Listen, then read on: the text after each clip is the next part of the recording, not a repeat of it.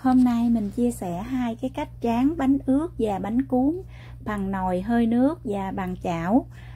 Để phân biệt được hai cái cách này, cái cách nào mà tiện lợi, cái bánh nó có khác nhau như thế nào. Thêm một cái công thức không có bột khoai tây thì cái cách pha bột như thế nào. Các bạn nào mà không có bột khoai tây đó, các bạn cố gắng xem cho kỹ cái công thức pha bột để các bạn làm được thành công nhất nha. Đây là bột gạo, các bạn có thể dùng cái bột gạo nào cũng được hết, không cần bột gạo lọc, bột gạo thường thôi. Thì ở Việt Nam á, các bạn nào mà không có cái cup này á thì mình dùng cái chén ăn cơm đó, chén cơm nhỏ nhỏ như vậy nè, là bằng một cái cup này. Một cup như vậy là bằng 120g bột gạo. Bột năng, đây là cái bột năng, nửa cup bột năng là nửa chén bột năng á, là 65g bột năng. Nửa cup bột khoai tây là 75g bột khoai tây. Ở Việt Nam có bột khoai tây hiệu Vĩnh Thuận, hiệu Xanh Ký. Các bạn có thể tìm mua trên online để mua dễ dàng hơn. 3,5 cup nước cho mình tráng bánh cuốn bằng nồi hơi nước. Nếu các bạn tráng bằng chảo thì là 4 cup nước nha. Nước lạnh thường thôi, không có cần nước ấm hay nước nóng gì hết, tại vì mình còn ngâm bột nữa. Quậy lên cho cái bột nó tan đều hết. Tại vì mình tráng bằng cái nồi hơi nước đó thì nó có rất là nhiều cái hơi của nước trong đó, cho nên làm cái bột nó không có bị khô. Còn tráng bằng chảo thì không có hơi nước cho nên bị khô, thì mình cho 4 cup nước nếu mà tráng chảo, còn 3,5 cup nước là tráng bằng nồi hơi. Rồi đậy lại để qua đêm. Nó đậy lại sáng hôm sau thì cái nước trong nó lắng trên mặt, rồi mình thay nước đi. Thay ít nhất là 2 lần, và thay càng nhiều, 4-5 lần càng nhiều thì cái bánh mình nó càng ngon các bạn.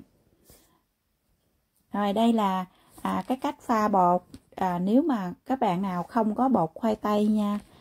1 cup bột gạo, 1 cup bột năng là 1 chén bột gạo, 1 chén bột năng đó các bạn. Rồi là 3,5 cup nước luôn. Nếu các bạn nào tráng bằng nồi hơi nước thì 3,5 cup nước. Còn tráng bằng chảo thì là 4 cup nước nha. Quậy lên cho cái bột nó tan đều. Trong cái tô này là không có bột khoai tây, chỉ bột năng và bột gạo thôi. Để mình so sánh hai cái công thức này, bánh nó khác nhau như thế nào nha. Đậy lại và để qua đêm. Các bạn có thể để trong tủ lạnh, hoặc là để nếu mà trời lạnh thì mình mát thì mình để ngoài luôn cũng được nữa. Rồi sáng hôm sau thì nước nó lắng lên như vậy nè. Nó lắng trong, nó có một cái lớp màng bột ở trên, mình chắc bỏ đi. Mình chắc hết cái nước trong và cái màng bột đó đi, để mình thay cái nước mới.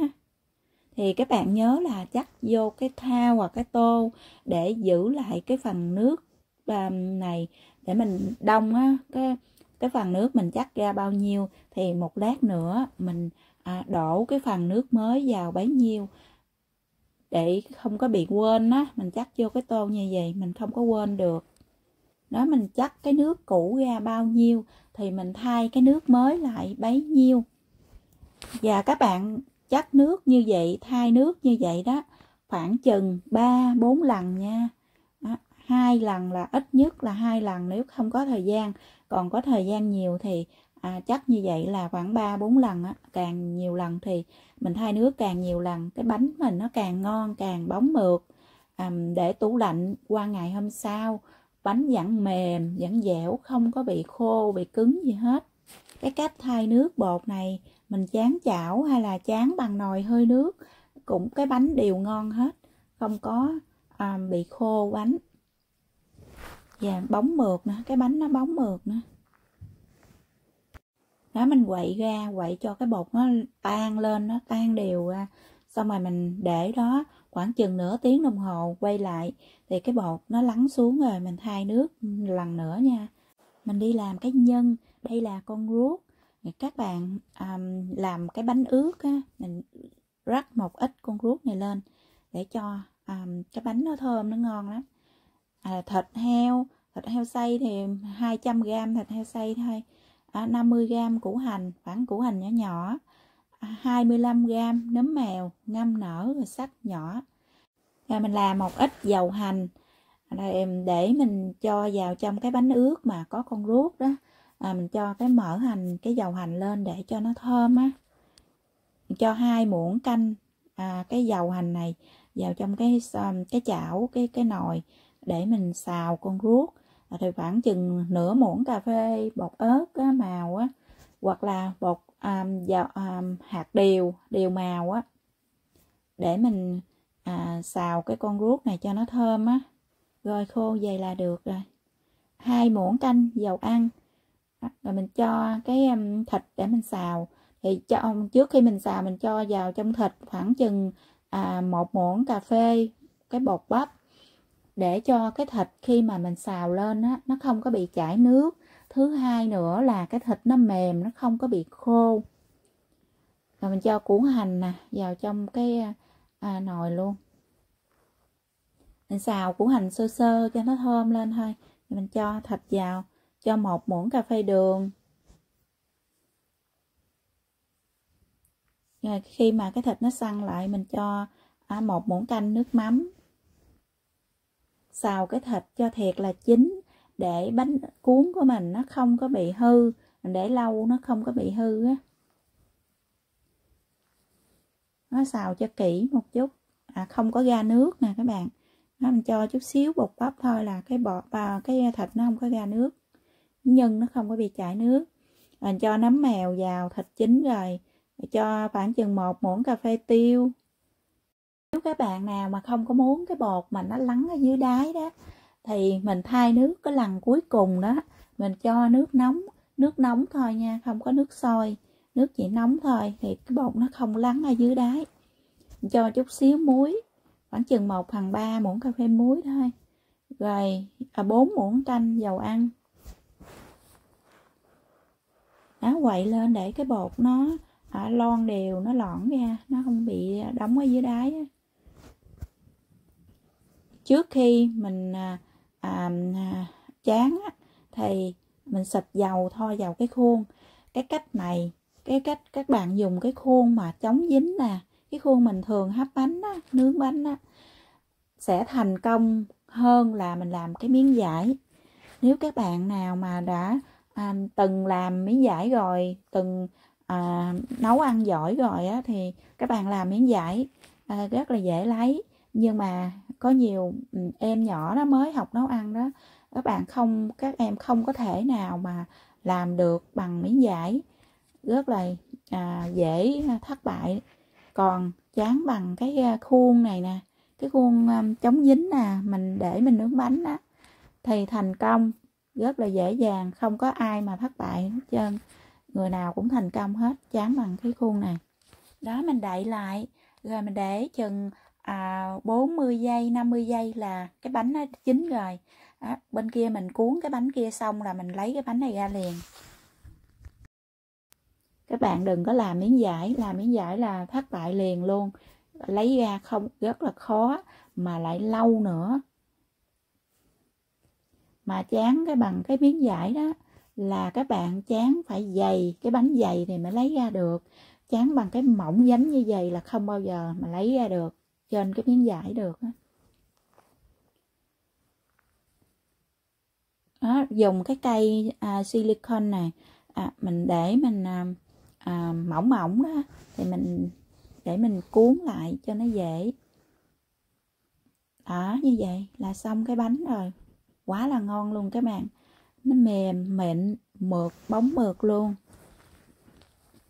Đó, mình tráng bằng cái hơi nước này, nó ngon, nó mềm mịn hơn là mình tráng cái chảo một chút xíu thôi, chỉ là 9-10 thôi các bạn. mình để chung, hai cái bánh mình để chung thì không có nhiều cái, không có để ý là không có phân biệt được luôn. Cái khuôn này hơi là khó lấy một chút nè. Mình để nguội một chút xíu thì cái bánh nó rất là dễ lấy lên luôn. Còn nó nóng quá, nó đang nóng, cái bột nó còn nhão đó, nó khó lấy một chút. Các bạn có nên dùng là 3 cái khuôn, 2 đến 3 cái khuôn thì mới làm nhanh được nha. Nó tráng bằng nồi hơi nước thì nó lâu hơn tráng chảo rất là nhiều. Nó lấy ra cái bánh nè, nó mịn, nó mượt, nó mềm ngon quá chừng luôn. Đây là cái phần bột năng với bột gạo không nè, không có bột khoai tây thì cái bánh nó hơi đục các bạn, nó không có trong. Phần bột còn lại thì mình tráng chảo. Mình xin nhắc lại là cái chảo các bạn chọn cái chảo nhôm. Cái chảo nghĩa là các bạn cầm lên mà nó nhẹ đó, nhẹ tay đó thì cái độ nóng nó thấp, mình tráng bánh ướt, bánh cuốn nó sẽ ngon hơn. Cái nắp không có cái lỗ hơi nha, cái nắp thiệt là kín luôn, không có cái lỗ hơi thì cái bánh mình nó sẽ mềm mượt, không có bị khô. Mình cho con ruốc vào nè, ruốc nãy mình đã xào rồi. Rồi cho bột, các bạn thích mỏng hay dày thì tùy ý nha. Cho nhiều bột thì dày, cho ít bột thì mỏng thôi. Rồi đậy lại nè, các bạn khi mà các bạn nhìn thấy cái bánh mà nó nứt ra và trên mặt nó khô, nghĩa là thiếu nước. Lúc này các bạn cho vào trong bột khoảng 50 ml nước nữa nha. Khi thấy bột khô thì các bạn nên cho nước từ từ thôi, cho mỗi lần 50 ml nước thôi, để mình cho nhiều quá nhiều khi nó bị nhão đó. Thì mình cho đến khi nào mà cái bánh mình thấy nó mượt á, nó bóng mượt luôn là được. Đó, quá là ngon luôn. Cái này mình tráng chảo đó các bạn, nhìn nó ngon như thế này luôn nè, giống như là tráng hơi nước. Mình thấy tráng bánh ướt hay bánh cuốn bằng cái chảo đó thì vừa nhanh gọn lẹ, vừa tiện lợi nữa, không có mất nhiều thời gian, mà ngon, rất là ngon luôn, không có thua gì mà tráng bằng cái nồi hơi nước. Đây là mình tráng chảo nè. Các bạn muốn tráng cái chảo mà nó ngon á thì làm theo cái hướng dẫn của mình. Đầu tiên là chọn cái chảo, thứ hai nữa là cái nắp phải kín, phải thiệt là kín thì mới tráng ngon được. Rồi bánh ướt và bánh cuốn thì mình ăn kèm với là dưa leo, giá trụng, rồi rau thơm, chả lụa hoặc là nem chua đó, nước mắm, tỏi, ớt, chua ngọt đó, có đầy đủ hết như vậy. Và cái dĩa bánh này quá là ngon luôn đó, rau thơm nè, cắt ra. Khi nào mình ăn thì cứ chan nước mắm lên thôi. Này có nem chua thì càng ngon, cho ít hành phi lên nè. Rồi khi nào ăn thì chan nước mắm.